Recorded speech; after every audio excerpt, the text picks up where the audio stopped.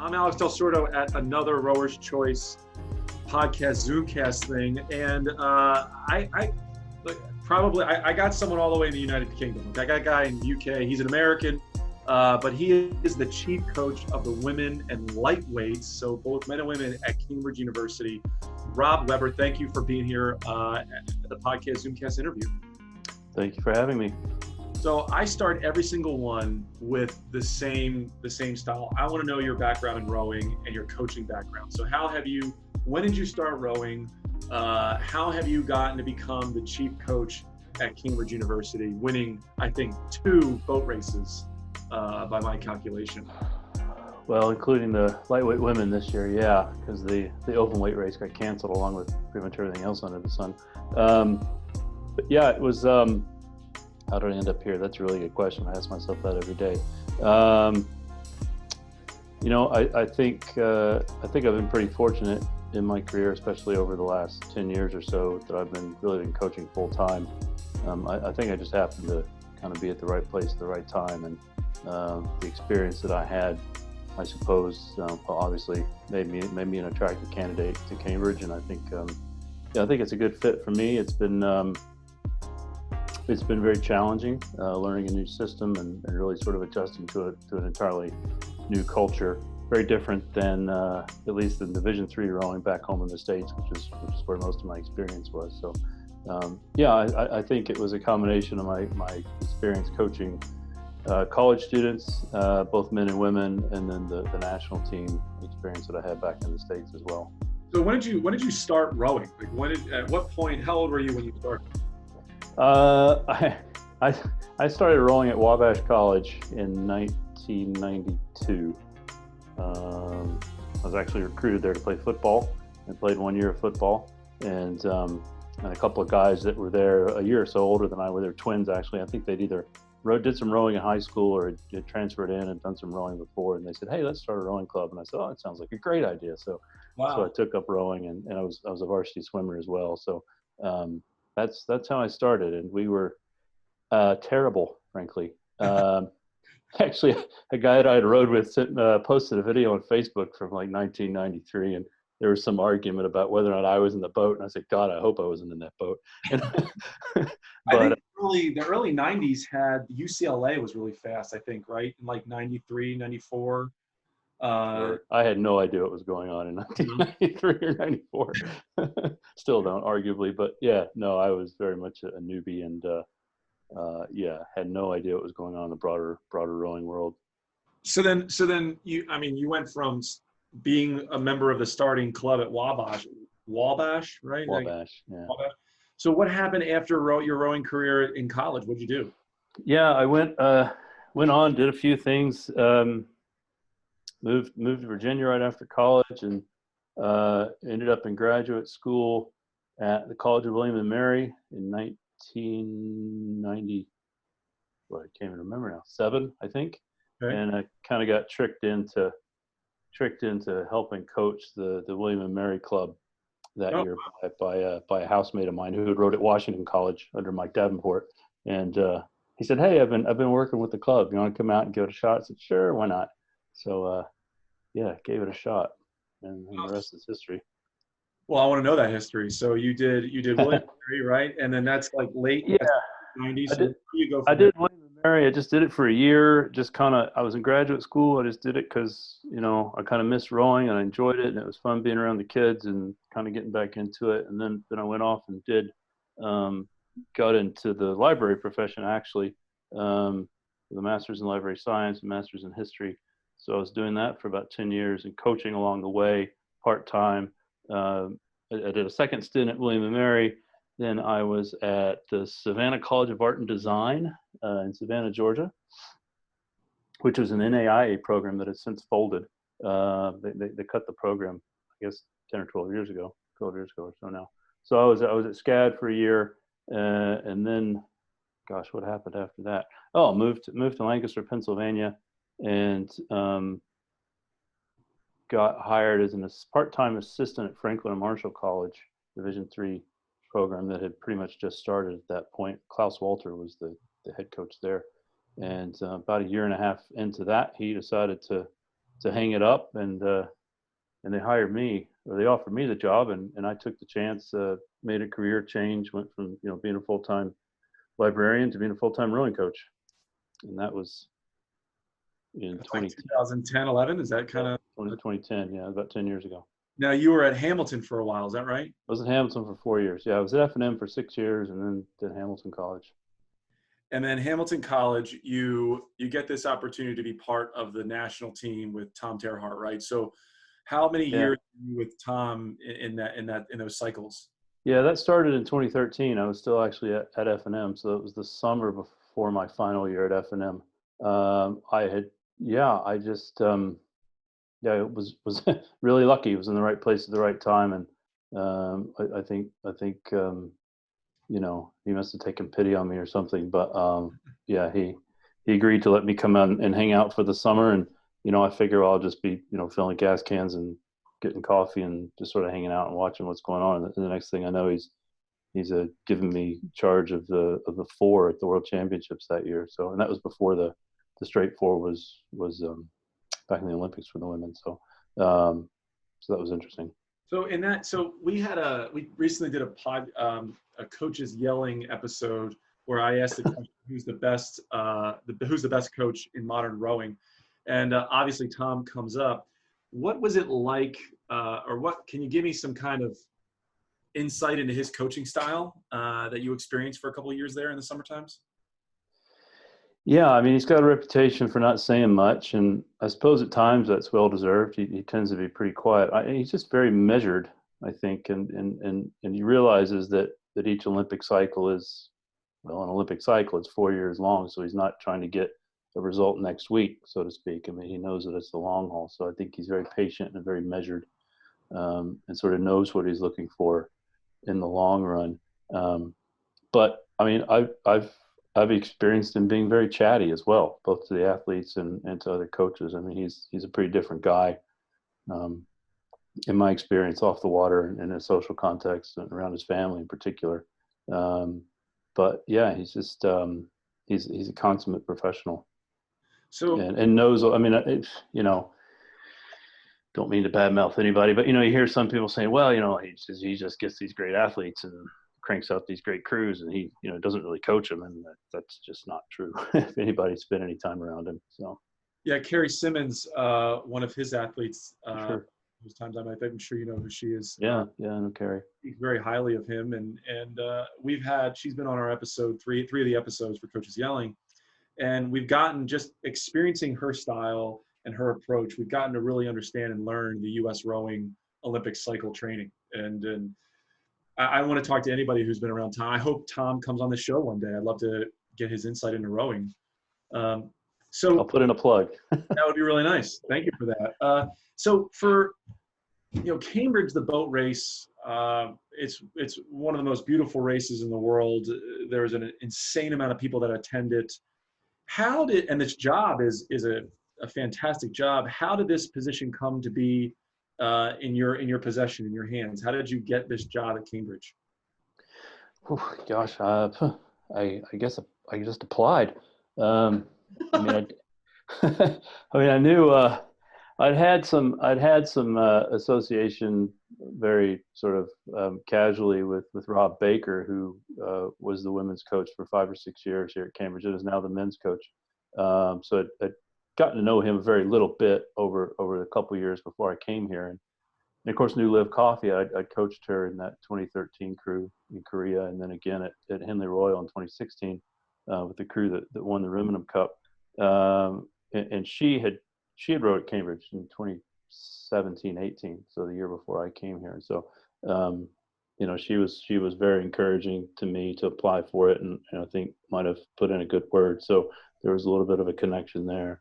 But yeah, I just, apart from that, I didn't know anybody here. Sure. Honestly, I think something about my background or my interaction with people there just clicked, I suppose. Well, this is a good transition question. As an American coaching a British program and one of the oldest races in the world, like how have they taken to you being an American coaching those athletes? I think I mean, I don't think there's been any, apart from the good-natured ribbing, there's not any the Trump jokes and that sort of thing. I mean, there's no there's nothing. There hasn't been anything unusual about it. I mean, it's an international group here. Well, there's a lot of Americans, I assume, on your Yeah, program. a fair number of Americans, but also from other parts of the world. I mean, yeah, this year we had we had a Bahamian. And people from all over Germany, the Netherlands, so Lithuania. So it's a pretty mixed, it's a pretty crazy group. So, I mean, great background. I mean, you've been doing this for a long time, so you definitely know your stuff, and you tend not to boast, which I really appreciate. But I got a lot of coaches I think watch this, okay, and they listen to these. And given your background and your history, I have questions that really are geared towards coaches listening, And my first question for you is, where do you start, or how do you start building your plan to win the boat race next year? What are things that go through your head as a coach? What are you preparing for a year in advance? Because I know how cutthroat and how serious the boat race is. There's a lot of pressure there. How do you start building your plan? Yeah, that's a pretty appropriate question. I mean, given the situation where we're in now with the race being canceled this year, we've got all the summer racing, Henley, British University Championships, all that being canceled. So we've got kind of the luxury, I suppose you could say, of some time really to deal with that. So we're taking a good hard look, or we're going to take a good hard look at kind of how we did things this year and what really needs to change. I mean, from a training program standpoint, obviously, it's just like any coach. I mean, they look at their championship race where they want to peak, and they back up and however they want to do the cycle. But I mean, Cambridge is just it's an unusual sort of play. I mean, rowing, university rowing, even club rowing here in the UK is a lot different than it is back home, and I'm not quite sure I really appreciated that when I came over here. Can you quickly explain what you mean by that? Like what? Yeah, I mean, well, for one, there's no NCAA. So, I mean, universities, apart from the British University and colleges regatta, which would be happening here in another couple of weeks, I mean, it's the only time that university crews will race multi-lane, side-by-side 2,000 meters. I mean, apart from that, it's mostly head racing, frankly, starting in the season just sort of cycles a little bit differently. The head racing starts in, say, October and will go through really the boat race, I suppose, so early April, and then the summer season will kick in, which is a little bit more side-by-side racing. But university crews will race alongside club crews at any of these events. I mean, in some respects, it's like head racing back in the States, but there's not really a collegiate season, so to speak, is the way that we would think of our university season as we would think of it in the States. And I kind of miss that, frankly, and certainly this year missing it because it's not having it all. But I like the week after week of side-by-side racing, and just sort of not necessarily the cutthroat nature of that, but who's going to be on top after any particular weekend of racing. I miss checking the results. Yeah. So with your like, it's obvious as the coach of Cambridge, you only have one focus, and then it's to win the boat race, right? Like that is your main focus as you're building a plan. I mean, that's the main focus, yeah, and that's really sort of what we build everything around. It's I mean, to say that we weren't focused on that would be disingenuous. But also, I mean, we really kind of pride. We don't want to be a one-trick pony. We do racing throughout the year, leading up to the boat race. Our first race will be in November with the Fours Head of the River in London. We'll send athletes to British trials. Then we'll do 2 or 3 head races and fixtures in the months leading up to the boat race, and then the summer racing. So yeah, I mean, the boat race is the focus, but it's not the only thing we do. And going back to the question, right now you're reevaluating what you've been able to accomplish in the first 4 months of the year. Is that what you guys are doing, or? Well, going back to last September when we started this year's campaign. So how many months? Yeah, because okay, I think you answered my question. So you start in September and you build to April's boat race. Is that Yeah. Yeah. Yeah. I mean, we'll start last weekend in August, I suppose, and we'll go full bore between then and really through the boat race, which is typically late March, early April, and then we'll take a week off, and then we'll start again and go through Henley Royal. So I mean, that's sort of it's really sort of it's almost a, what, 10 or 11 month season if you really want to look at it that way. I mean, not all the athletes stick around after the boat race to train and race, but a good number do. We encourage them to do so. And for you, I mean, this is a full year. This is all year long, just Yeah. this full-time job. I How mean, much? there's no off season. No, obviously. So how much of your time is dedicated to, let's say, working with alumni, working with the university, and then athletes? What kind of balance is that like over the year? Yeah, I mean, most people don't realize this, and I'm not sure I think I knew, but a lot of people probably don't realize we're not actually part of the university. I mean, I'm not employed by the university. I'm employed by the Cambridge University Women's Boat Club, which is a separate entity to the university. Well, obviously, we're affiliated with and represent the university, but we don't come really under the university governance structure, for good or bad.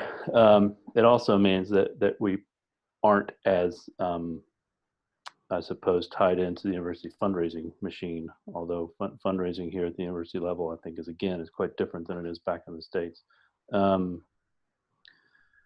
do I balance it? So I don't have to deal a whole lot with kind of university politics or administration. Again, I think that's got both good and bad aspects of it. And I don't have to deal with I don't interact a great deal with alumni. There are a few that you interact with quite a bit. We have an executive committee that really is sort of the governing body of the boat club, and they're all alumni. So obviously, I work pretty closely with them. My boss is an alumna of the university and of the club. So in that respect, yeah. But the broader alumni base, not really engaged with. Yeah. So in your 2.5 years, I think, with Cambridge, what kind of obstacles have you run into transitioning from the U.S. to here and just experiencing the level of coaching you're at now? Any obstacles that you've hit? I don't know if obstacles is really the right word. I mean, challenges for sure. I mean, I suppose the biggest one is just sort of, as you've kind of touched on, is adjusting to having a season that's really centered on one race and performing at that one race. Unfortunately, haven't lost an open weight boat race. We've lost a few lightweight races in the 2 years I've been here, but I think that was the biggest adjustment.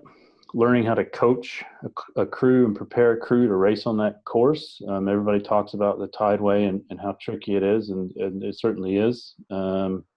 And just learning, from just strictly learning the navigational rules of running a practice session on that body of water takes a little bit of time. But you got to know where's the right course, where's the stream going to be, and it's going to vary depending on what the tide, how high the tide is, how fast it's flowing, what the wind's doing. So it is pretty tricky, and that has taken a lot of energy to figure that out.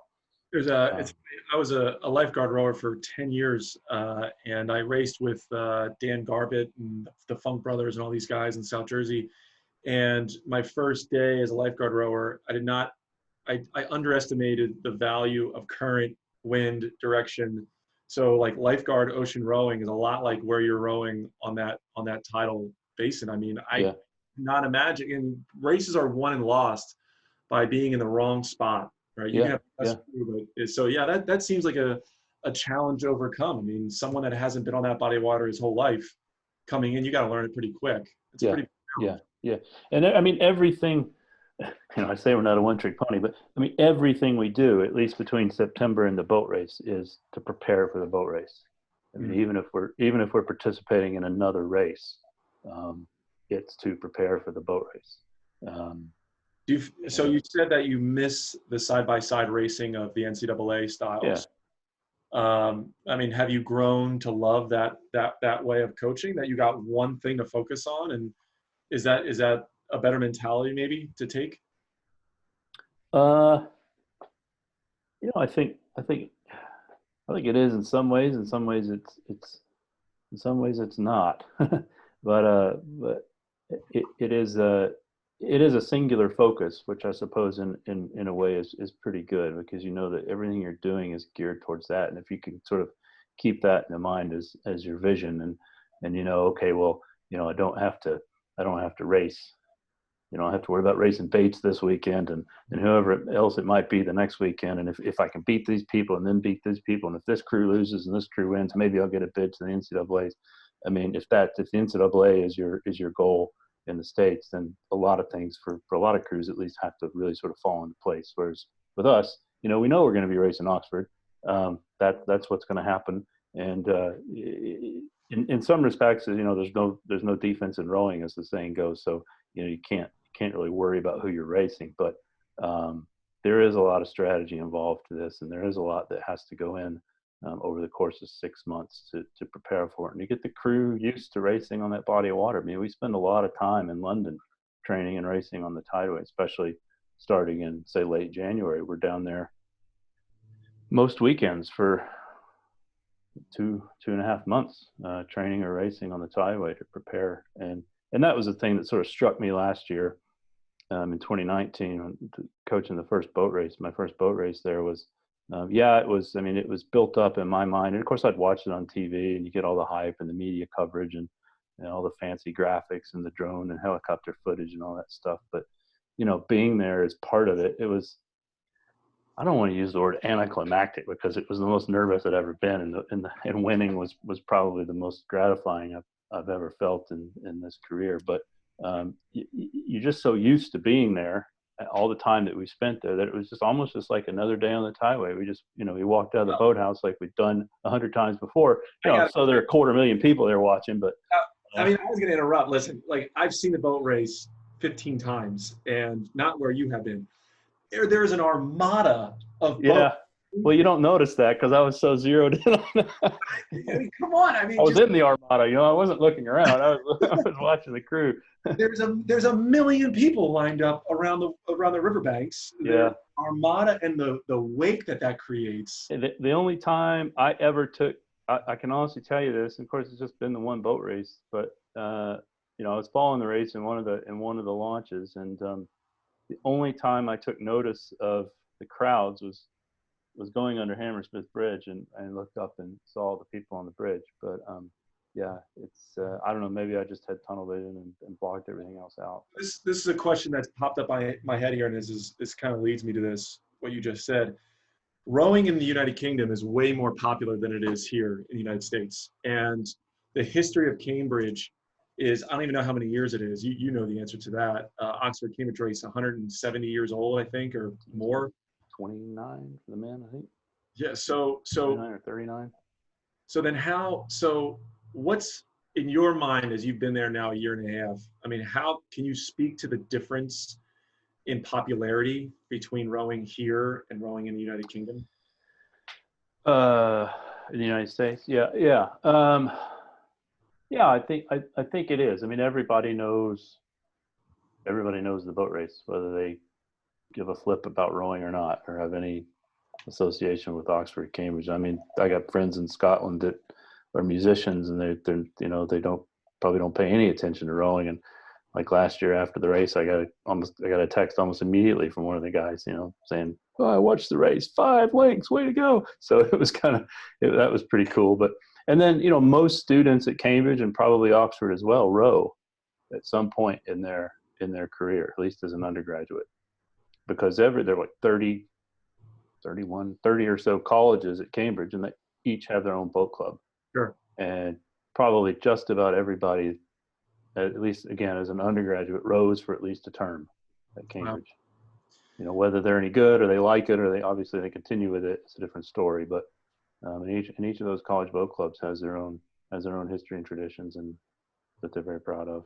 Maybe that's the secret to growing rowing here in the United States. It's forcing every student to row at least one season. Well, I mean, it is. It's sort of a it's stereotypically Cambridge and Oxford, right? It's you think of Cambridge and Oxford, and you think of rowing. So now, have you learned to hate Oxford? Is there that much rivalry? I don't hate anyone. Do I hate Oxford? No, of course I don't hate Oxford, but it's their students are just like ours. obviously in many ways. But it is an intense rivalry, and it goes back a really long way. It leads me to my next question here is how do you manage the pressure and how do you manage your athletes' anxieties leading up to that big championship race, that one race that means so much to them, the alumni, the school, Yeah. everything. How do you manage that?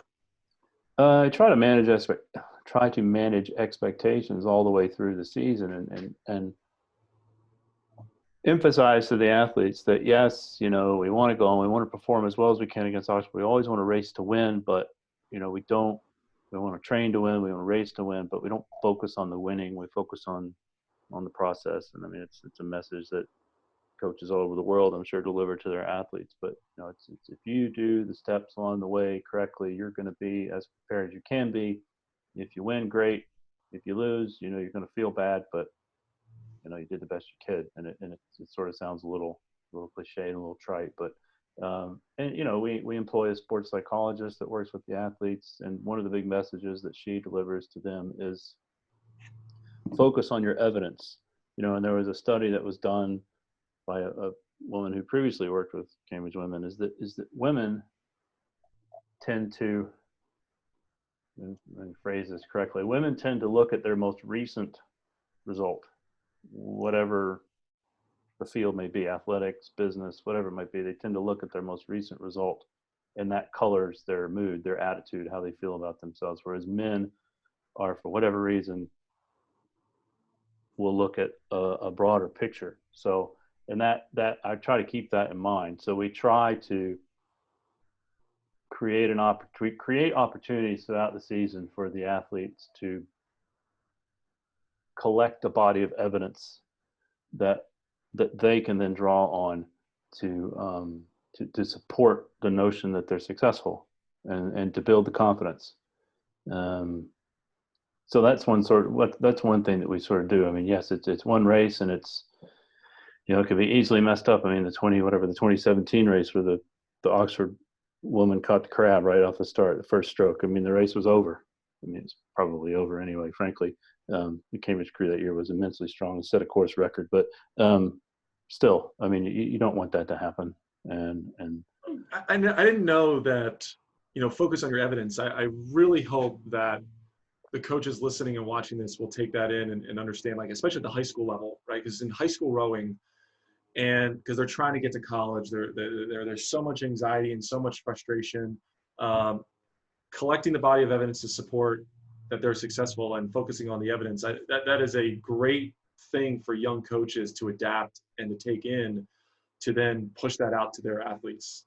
That's setting expectations. Now, you don't. And I mean, we struggle with that this year because we had so many races canceled, and we had a lot of injury and illness, and some that really sort of prevented us from doing some of the things that we would have wanted to do that would have given our athletes some of that confidence. So I mean, our blue boat was the crew that would have been Blondie had some success racing against the Oxford top 8 at a head race in late January, but our blue boat hadn't done that because half the crew was injured, so we just didn't send them. So they would have been going into the boat race a little cold, a little blind, and some of the fixtures didn't go particularly well. So yeah, I think it would have been a heck of a race. Well, you seem like a soft-spoken person, but I want you to take this moment to trash talk a little bit, or at least maybe let me see your ego here. If the boat race happened 2 weeks ago, what's your prediction? What do you think would have happened to finish off the championship race? Yeah, I don't know, man. I'm being dead honest with you. I mean, there was evidence. I mean, I can point to evidence that would have said, I think we would have had the upper hand. I could have pointed to some evidence that said maybe Oxford would have had the upper hand, to be perfectly honest. I think it would have been a really close race. I think it would have been overlapped the whole way. I think it would have come down to less than a length either way, and I really don't know. That kills me. I mean, that kills me. Like, I mean, no one on planet Earth wouldn't want to watch that, right? Yeah. Bow to bow for 17 minutes. Come on. That would have been. We'll go look at what was it, the 2002 or 2003 men's boat race? I mean, it came down to a foot. Unbelievable. I mean, they race 1,600 meters. It comes down to a foot. Yeah.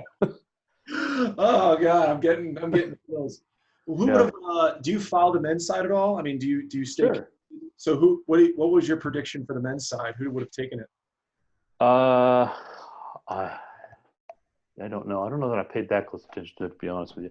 I think Cambridge would have had the upper hand again this year, but again, I think it would. I mean, it was relatively close last year. It probably shouldn't have been as close as it was. Cambridge won, but I think it would have been another close race. I think Cambridge might have had the upper hand on the men's side. I have a selfish last question for you. So we're sort of rower's choice. We are exploring things for future of rowing, and we're trying to understand maybe where this sport can go for the future. What are your thoughts on a professional rowing league? What do you think about a thing where athletes are paid to row and race around the world and compete with one another? I think that would be really cool. Who's gonna pay for that though? I guess it's a big I am going to work question. my butt off to make that happen. I'll tell you that right now. But we're trying to get an understanding on if it would be from a spectator standpoint. I think we can make it fun, right? Yeah. And yeah, I think there's a lot of stories to be told and a lot of people that would really enjoy making it a profession. I'm not saying you're making millions, but Yeah. I'm saying maybe it was your side job for a couple of years after college. Yeah, and I don't know what kind of spectator base you'd need to support that, but I think it would. I don't know. You might have to play with the format a little bit. I mean, I know there's a lot of talk at the top levels, at the Olympic level, of I don't know, doing shorter races or different distance races, is like swimming or track and that sort of thing. But that could be interesting. Well, that was actually a lead-in question here because we are huge proponents at Rower's Choice of changing distances. I want to say changing, adding distances to the cycle of the year, right? So if we did a 500-meter sprint series or 750 meters, you can get a different group of athletes coming in and competing, just like the 100-meter dash or the 200 butterfly, as you alluded to in swimming, but not taking away from the 2,000-meter approach at the Olympics. Do you think that is something the sport would adopt and enjoy doing? I think if it were a way to draw more attention and draw more spectators, I'm not sure that it would be a bad thing at all. I mean, I can certainly see how that creates some nightmares for some coaches. I mean, and federations. I mean, you'd have to hire more coaches, I suppose, if you've got people coming in that would, kill a 500-meter sprint, but wouldn't be able to do 2,000 meters at the top level. So, I mean, that could be really game changing. Well, that's what we're trying to do. I mean, look, let's face it, the Olympic level, folks in the Olympics aren't excited about rowing that much. And on the high school level, you're pushing away more athletes because you're focusing specifically on sports, right? I mean, you were a multi-sport person back in the 90s, and a lot of coaches and a lot of schools don't like that. They just say, hey, you row all year round. And because of our style of rowing and training, you're removing the ability to have multiple athletes come and be part of rowing. So we are huge proponents of growing the sport. Yeah. No, I can see that. And I think it's a mistake to have kids specialize in one sport or another. And I think I think that's something that's happened in the last, maybe 15 or 20 years. Especially, I don't see it as much over here. I mean, I feel like youth sports here is a lot more relaxed than it is back home. Yeah, I think you're. I don't think you're right. I know you're right. I mean, I've known a lot of folks that have rowed in England. I've raced Henley twice, and I've spent a lot of my time just talking to athletes around there, and it is a big difference. But it's also, there's a lot of excitement behind rowing in England, right, compared to the United States. There's just a lot more energy and excitement for it. Well, events like the boat race and Henley Royal certainly lend themselves towards that. I mean, I guess in the U.S. we've got Heather Charles is really sort of the only thing that approaches the boat race or Henley Royal. But I mean, there's proof there that you can, in the right circumstances, you can get thousands of people to turn out to watch a race. It's a festival, man, and that's but I keep saying last question, but forgive me because I need to know this. You're training at the highest level with these athletes. These are some of the best rowers in the world. How much emphasis do you put on the erg itself on a yearly basis for these kids? Emphasis on what regard? Like placing the tests boat, or tests and creating the boat. Like I know it's a training tool, but do you put a lot of emphasis on erg scores making the top boat? It's a gateway, I suppose, really, for us. I mean, we'll make intermediary, I suppose, selection decisions for races leading up to the boat race. If we don't have any on the water, seat racing data, then we'll use erg scores. But what we really want to focus on results on the water, as I'm sure any coach would. The hard data to say, black and white data to say, this kid over this kid. And I think that gives the athletes a lot more certainty as well. But yeah, we tell them, we do not a whole lot of erg testing. We'll do, I guess, 4 erg tests over the course of the year. We'll do 2 2Ks. We'll do a 2K and a 5K in the first week of September, and then another 2K and another 5K, but all before Christmas. We haven't done, last 2 years, we haven't done any erg testing after Christmas. Wow. So that might be something we look to change. But, and they know that we use that, and we weight adjust, and we use the weight adjusted score. We put more emphasis on that than we do the raw score.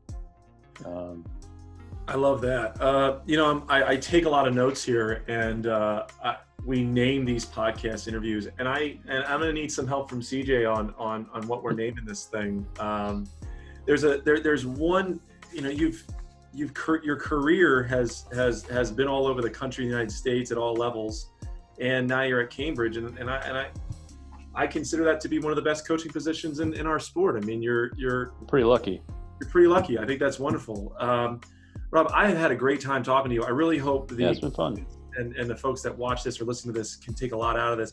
And the one thing that I'm going to bring into my life is focusing on the evidence, right? Mm-hmm. If I have a goal in mind, I'm going to make sure that I don't get distraught or anxious or off my plan, as long as I watch my evidence through the cycle. That was a great piece of advice there, and I'm going to take for myself. So yeah, I'll try to remember that one too. Yeah, you're going to need it.